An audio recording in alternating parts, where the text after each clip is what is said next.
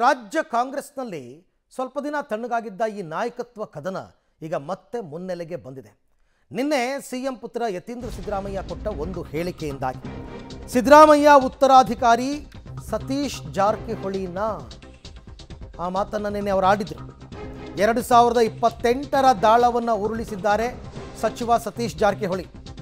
ಅಂದರೆ ಯತೀಂದ್ರ ಸಿದ್ದರಾಮಯ್ಯ ಹೇಳಿದ ನಂತರ ಸಿಎಂ ಸ್ಥಾನದ ಆಕಾಂಕ್ಷೆಯನ್ನು ಹೊರಹಾಕಿದ್ದಾರೆ ಸತೀಶ್ ಜಾರಕಿಹೊಳಿ ಅವರು.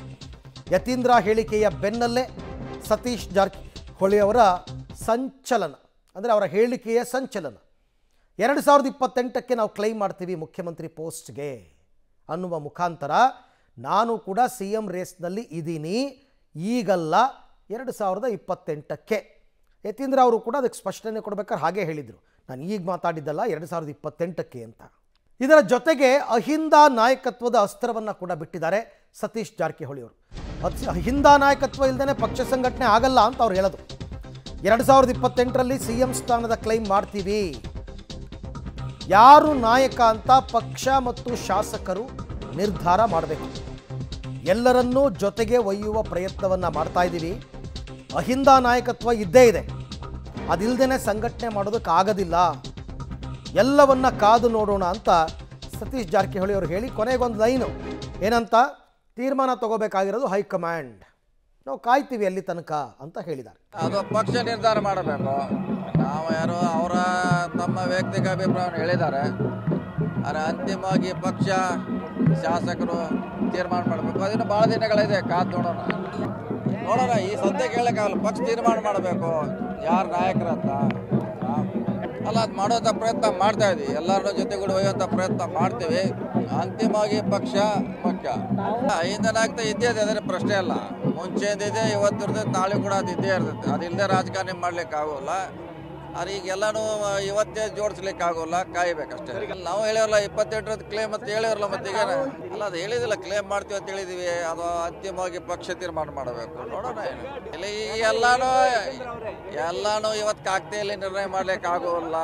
ಇನ್ನೂ 30 ತಿಂಗಳಿದೆ, ನಂತರ ಏನೇ ಬೆಳವಣಿಗೆ ಆಗತ್ತೆ, ಪಕ್ಷ ಶಾಸಕರು ಹವಾಮಾನ ವಾತಾವರಣ ಮೇಲೆ ಎಲ್ಲ ಡಿಪೆಂಡ್ ಆಗತ್ತೆ. ಇಲ್ಲ ಈಗ ನೋಡಿ, ಅವ್ರು ಹೇಳಿದ ವೈಯಕ್ತಿಕ ಅಭಿಪ್ರಾಯ ತಿಳಿದೇನೆ, ಎಲ್ಲರೂ ಹೇಳಲಿಕ್ಕೆ ಸ್ವತಂತ್ರ ಇದ್ದಾರೆ, ಅಧಿಕಾರ ಇದೆ, ಹೇಳಿದ್ದಾರೆ ಅಷ್ಟೇ. ಅದು ಮುಂದಿನ ಕಾದು ನೋಡೋಣ ಅಷ್ಟೇ. ಈ ಬಗ್ಗೆ ಮತ್ತಷ್ಟು ಮಾಹಿತಿ ನನ್ನ ಕೊಲೀಗ್ ಸುಕೇಶ್ ಅವರಿಂದ ಪಡ್ಕೊಳ್ಳೋಣ. ಸುಕೇಶ್, ನಿನ್ನೆ ಯತೀಂದ್ರ ಸಿದ್ದರಾಮಯ್ಯ ಅವರು ಕೊಟ್ಟ ಸ್ಟೇಟ್ಮೆಂಟ್ಗೂ ಇವತ್ತು ಸತೀಶ್ ಜಾರಕಿಹೊಳಿ ಅವರು ಕೊಡ್ತಾ ಇರೋ ಸ್ಟೇಟ್ಮೆಂಟ್ಗೂ ಸಾಮ್ಯತೆ ಇದ್ದಂಗಿದೆ. ಅಂದರೆ ಇವೆಲ್ಲವೂ ಕೂಡ ಈ ಹಿಂದೆನೇ ಚರ್ಚಿತ ವಿಚಾರಣ ಇವ್ರ ಗುಂಪಲ್ಲಿ ಅಂತ. ಸಹಜವಾಗಿ ಒಂದು ರೀತಿಯಲ್ಲಿ ಅಹಿಂದ ನಾಯಕತ್ವ, ಅದರ ಜೊತೆಗೆ ಸಿದ್ದರಾಮಯ್ಯ ಅವರ ಜೊತೆಗೆ ಇದ್ದಂಥವ್ರು ಸತೀಶ್ ಜಾರಕಿಹೊಳಿ ಅವರು. ಸಾಕಷ್ಟು ವಿಚಾರಗಳು ಹಿಂದೆಯೂ ಚರ್ಚೆ ಆಗಿರ್ಬೋದು. ಆದರೆ ನಿನ್ನೆ ಯತೀಂದ್ರ ಸಿದ್ದರಾಮಯ್ಯ ಅವರು ಆಡಿದಂಥ ಮಾತು ಆನಂತರ ಅದು ಸಾಕಷ್ಟು ಮಹತ್ವವನ್ನು ಪಡೆದುಕೊಳ್ಳುತ್ತೆ. ಅಂದರೆ ಅಹಿಂದ ನಾಯಕತ್ವ ಗಟ್ಟಿಯಾಗಿರಬೇಕು ಅಥವಾ ಅಹಿಂದ ವೋಟ್ ಬ್ಯಾಂಕ್ ಗಟ್ಟಿಯಾಗಿರಬೇಕು, ಅದಿದ್ದರೆ ಮಾತ್ರ ಸಂಘಟನೆ ಆಗುತ್ತೆ ಅನ್ನುವಂಥದ್ದು ಹಿಂದಿನಿಂದಲೂ ಕೂಡ ಸಿಎಂ ಕೂಡ ಅದನ್ನು ಸಂಘಟನೆಯಾಗಿ ಮಾಡ್ಕೊಂಡು ಬಂದಂಥವ್ರು, ಅದ್ರ ಜೊತೆಗೆ ಸತೀಶ್ ಜಾರಕಿಹೊಳಿ ಅವರು ಇದ್ದಂಥವ್ರು ಕೂಡ. ಹಾಗಾಗಿ ಸಹಜವಾದ ಸಾಮ್ಯತೆಯು ಇದ್ದಂತೆ ಕಾಣುತ್ತೆ ಒಂದು ಕಡೆ. ಆದರೆ ಮತ್ತೊಂದು ಕಡೆ ಎಲ್ಲವನ್ನೂ ಹೈಕಮಾಂಡ್ಗೆ ಬಿಡು ಅನ್ನುವಂಥದ್ದು.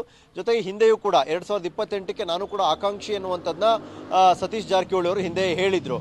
ಹಾಗಾಗಿ ಎಲ್ಲೋ ಒಂದು ಕಡೆ ಅವು ಇವು ಎಲ್ಲವೂ ಕೂಡ ಒಟ್ಟಾದಂತೆ ಕಾಣಿಸ್ತಾ ಇದೆ.